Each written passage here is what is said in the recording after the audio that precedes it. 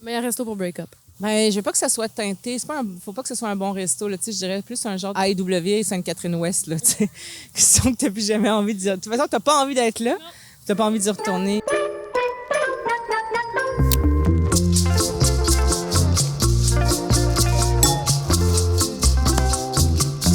L'amaretto, hein? C'est une coquinerie. Ouais, c'est très coquin. Son coquin, les miellés. Monia! Chokri! Salut. Salut! Je te présente parce que d'un coup, il y a quelqu'un qui ne sache pas t'es qui, mais... Il y a plein de gens qui savent pas je suis qui. Tu es actrice, scénariste, réalisatrice. Depuis les 15 dernières années, tu te promènes entre Montréal et Paris et l'Europe en général. Ton père est tunisien. Il a travaillé dans les arts toute sa vie. Ta mère est activiste, militante, femme engagée. Est-ce que ça roquait les soupers de famille chez vous? Ça roquait. En tout cas, c'était vraiment intéressant. Puis même jusqu'à aujourd'hui, mes parents sont très stimulés intellectuellement. Ils aiment jaser, mais on aime aussi beaucoup rire dans la famille. En tout cas, la pomme n'est pas tombée loin de l'arbre, là. C'est pour ça que ça parle beaucoup dans mes films, ça parle beaucoup chez moi aussi. Ça mangeait quoi chez vous, à la maison? C'est un mélange chez nous parce que mes parents se sont rencontrés à Strasbourg. Fait qu'il y a il y avait de la bouffe française, de la bouffe québécoise puis de la bouffe tunisienne chez nous. Un fin mélange. Est-ce qu'il y a un plat qui a marqué ton enfance? Ben, il y en a deux qui sont vraiment principaux chez nous. Ma mère, elle fait justement, c'est un plat de Strasbourg, ou enfin de l'Alsace-Lorraine, qui s'appelle la tarte à l'oignon, qui est un peu la flamme-queuche, mais pas exactement, là. C'est-à-dire que c'est comme de la béchamel, puis tu fais ça avec des oignons caramélisés, des lardons, ou nous, on le fait avec du bacon, puis du gruyère, ou de l'emmental, puis c'est juste exquis. Ça, puis le couscous, je pense, de mon père, quand même. Cuisines-tu beaucoup, toi? Quand je peux, oui, j'aime beaucoup cuisiner. Quand je cuisine pour les autres, tu sais, je cuisine pas énormément pour moi. Ça me détend cuisiner, j'aime ça. Quand tu arrives à Paris, est-ce que tu as un endroit go-to?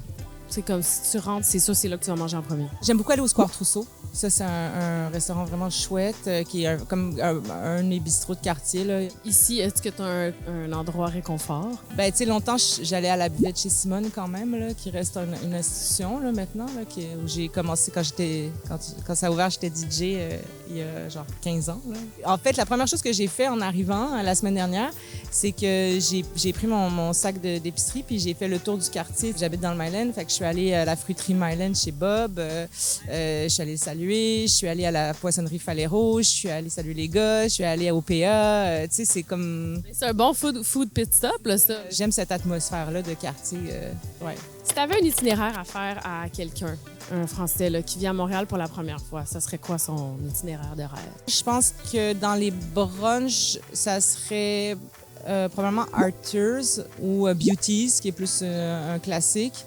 Café, ben moi je suis très italienne là, dans les cafés, fait que c'est soit j'irais chez San Gennaro, probablement. Manger aussi peut-être une petite pâtisserie, une pizza. Miam, sont fins, c'est comme les jeunes Italiens de la nouvelle génération. Sinon, j'aime beaucoup San Simeone aussi, qui est vraiment un repère d'Italiens 100%. Puis j'aime ça. Je suis pas très third wave, là, tu sais. Je suis vraiment... donnez-moi Les cafés italiens. apéro, j'irais peut-être au Cicchetti. Je trouve ça très agréable avec les petites bouchées. Puis pour le souper, j'irais au coin. Ah oui! Oui, la belle Florence. Mais Il y a eu le bar à flot. On la salue! OK, on fait l'exercice inverse. Brunch, c'est très difficile de trouver des bons brunchs à Paris. Il y a Holly Billy qui est comme connu pour être comme l'endroit du brunch, mais c'est comme une obsession pour moi le brunch à Paris. Là, j'aimerais vraiment ça que quelqu'un soit capable de faire un vrai brunch. J'en ai un pour toi. Moi, ma seule recommandation parisienne, moi, le seul endroit où je vais à toutes les fois, quand je débarque de l'avion, c'est au Echo. Ah, j'y suis jamais allée au Echo. C'est tellement bon. Ah, ouais. Je rêve à ça la nuit. Des fois, je suis comme, oh mon Dieu, demain, je mangerai genre le Crispy Rice du Echo. Ah, ben je vais l'essayer. Mais il y en a un qui s'est ouvert près de chez moi qui s'appelle Choupette. Puis vraiment, genre, ils nailent les brunchs. Puis surtout, ils ont une qualité, c'est qu'ils font des brunchs, c'est vraiment leur spécialité, c'est-à-dire du matin à la fin de la journée. Puis ça, c'est ça qui est rare de trouver, c'est qu'un endroit qui fait des brunchs aussi en continu à Paris. Ils sont super bons, puis ils font un très, très bon matcha froid latte à la purée de fraises. Ça, c'est vraiment excellent. Je sais pas moi qui l'ai bu, mais mon ami en a bu un hier au Foil. Si jamais t'en veux un, ils en font un en ce moment. Un matcha avec la mousse de fraise. Bien, je cherche ça parce que c'est vraiment une passion. Foil, OK, je vais y aller. Cochon. Direct. J'y vais. Vendu. Adieu. Le café, j'irais j'irais chez Saint Pearl, ils ont 3 adresses, je crois, ou 4 adresses à Paris. C'est un café japonais. En fait, il faut faire attention parce que c'est pas tous les Saint Pearl qui a la même carte. Celui qui est à côté du Jardin de Luxembourg, c'est plus gros. Là, ils ont vraiment une carte de restaurant. Sinon, c'est plus comme des sandwichs, mais ils sont très bons, des sandwichs japonais. Eux aussi font un très bon matcha fraise. Et c'est vraiment beau et agréable comme endroit. C'est une japonaiserie, là. Ensuite, pour l'apéro, j'irai au Café du Canal, qui est rue Bichat, vers le canal Saint-Martin, parce qu'il y a le soleil qui descend là, puis c'est assez chouette comme endroit, c'est assez sympathique. Pour le souper, j'irai au But Snack Bar. Voilà. On voulait y aller. Oui, et puis Ben, qui est le propriétaire, c'est un ami des Québécois en plus. Il y a plein d'amis québécois. Quand je vais au But Snack Bar, j'ai vraiment l'impression un peu d'être à Montréal. Ouais, c'est aussi agréable qu'à Montréal. Mais toi, te sens-tu, comme culturellement, sens-tu que t'appartiens un peu des deux ou tu te sens encore des fois un peu étrangère là-bas ou pas du tout? Je maîtrise les codes.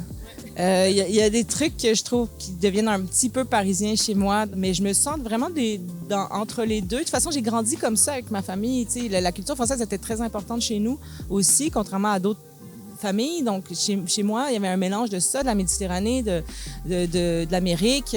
C'est comme tout ça, c'est un fin mélange chez moi. Là, hey, je pense qu'on est rendu aux questions en rafale. Est-ce que tu as une ville à nous recommander pour sa gastronomie? Ben Londres. Je trouve que Londres, c'est une excellente ville gastronomique. C'est un peu comme ici, c'est-à-dire que c'est des cultures où, à la base, on n'a pas de grosses cultures gastronomiques. Donc, on se l'est approprié puis inventé à travers un peu le monde. Et tu peux manger de toutes sortes de cultures. Ce qui est le cas à Paris, mais pas tant que ça. C'est-à-dire que, si tu veux trouver un Mexicain à Paris vraiment bon, qui fait des tacos, c'est comme c'est niche, là. Tu en as un ou deux sur une ville si large, alors que je trouve qu'ici puis à Londres, tu as vraiment toutes sortes de nourriture. Voilà. C'est plus terrasse en été à Montréal ou bistrot chauffé à Paris en hiver? Ben terrasse à Montréal, je pense. Latte à 12 piastres ou petit café italien? Ben c'est matcha à 12 piastres ou café italien.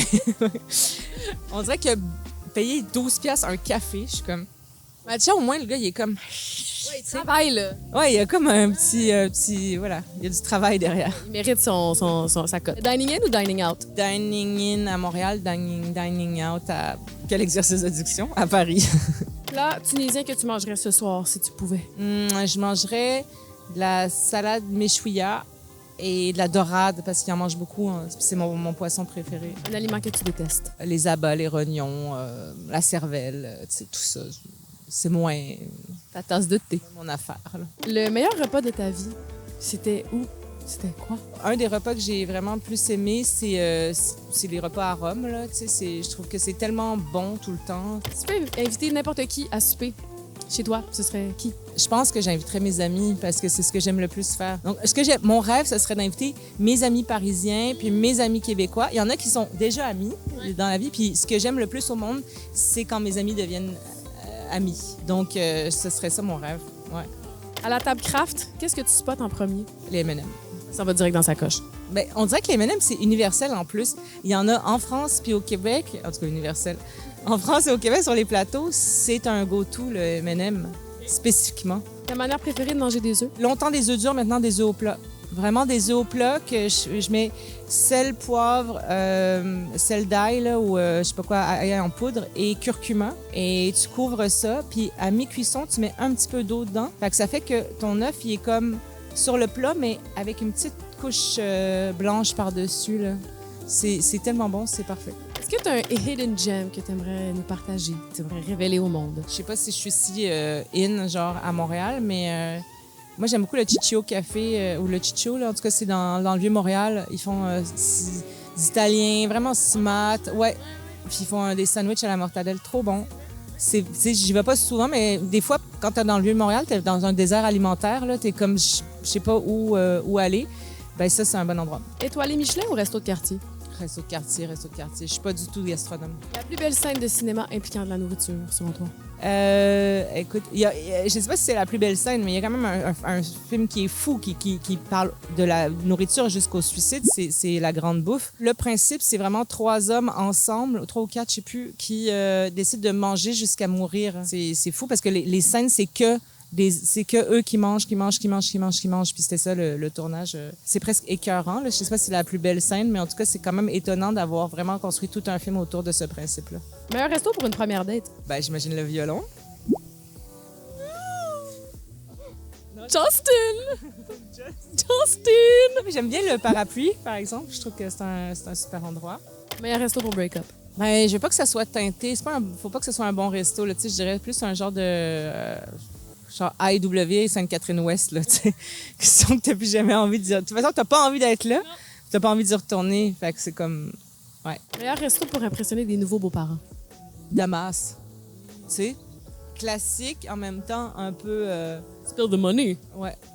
Meilleur italien? Ben, mon cœur balance entre Mano Cornuto puis Pasta Pux. Tu sais... Je les aime les deux, pour des raisons différentes. Ouais. Est-ce qu'il y a un resto sur lequel tout le monde capote, mais que toi, tu comprends pas le hype? On va blipper ta réponse. Ben, je sais plus si c'est si hype, mais je suis retournée... ça faisait des années que j'étais pas... c'était pas bon, puis c'était cher. C'était pas bon. Pas bon. Salé ou sucré? Salé. Demain matin, tu dois ouvrir un resto, c'est quoi le nom et c'est quoi le concept? C'est une anecdote, en fait. Il y a un moment donné, il y a très, très longtemps, genre il y a 15 ans, j'ai un ami qui me dit, à Paris, qui me dit, je t'invite à souper ce soir, tout ça. Et je vous jure, je fais un rêve en après-midi où c'est comme une maison, puis le concept, c'est que tu vas manger, puis que toutes les tables sont dans les pièces, en fait. Puis en fait, le soir, il m'invite au, comment ça s'appelle, au Derrière, à Paris. C'est exactement ça, le concept. Mais c'était tellement bizarre. Vraiment, j'ai pas compris comment j'ai pu faire ce rêve d'anticipation-là. Fait que je me suis dit que si je faisais un restaurant un jour, ça serait genre un immeuble à Montréal. Tu prends tout un triplex, puis tu fais un concept qui s'appelle Chez Papa et Maman, puis c'est comme, tu peux être assis dans le salon, dans la chambre. Ah, c'est que chaque table est assise. OK, ils sont partout. C'est pas que tu te promènes puis que tu découvres. C'est que tu es assis, puis la bouffe, c'est vraiment, ça serait pour moi un mélange probablement vraiment de bouffe de chez mes parents. Ah, j'aime ça. Fait que c'est comme quelque chose il y avait de la diversité chez moi, tu sais, de nourriture. Qu'est-ce que tu pourrais manger matin, midi, soir, jusqu'à la fin de tes jours? Des pâtes. J'aime toutes les sortes de pâtes, mais j'ai une fascination pour la bucatini. Mais pourquoi ça n'existait pas avant? Moi, j'ai réalisé cette semaine que ce que moi j'appelle des frites, que d'autres gens appellent des nouilles, tu sais, dans la piscine, ben c'est en fait des bucatini. Un bucatini, c'est vrai? Bucat? Ouais, c'est vrai que c'est un bucatini. C'était ma réalisation de la semaine. Dernière question. Qu'est-ce que tu as mangé avant l'entrevue puis qu'est-ce que tu vas manger après l'entrevue? J'ai mangé... hier soir, j'ai fait un girls' dinner. J'ai mangé un fond de fromage cottage, des concombres, du pain des fleurs, de l'hummus, puis un peu de fromage, puis des noix de cachou. Genre. Rêve! C'est vraiment girls' dinner. J'ai pas mangé encore depuis, mais je vais sûrement manger des œufs au plat, qui est quand même mon go-to le midi. Puis des petites crevettes de matane parce qu'il y en a qu'ici. J'en mange pas. La fleur d'ail, va chercher de la fleur d'ail. Je vais faire ça. Et des tomates. Voilà. Hey! Merci! Merci.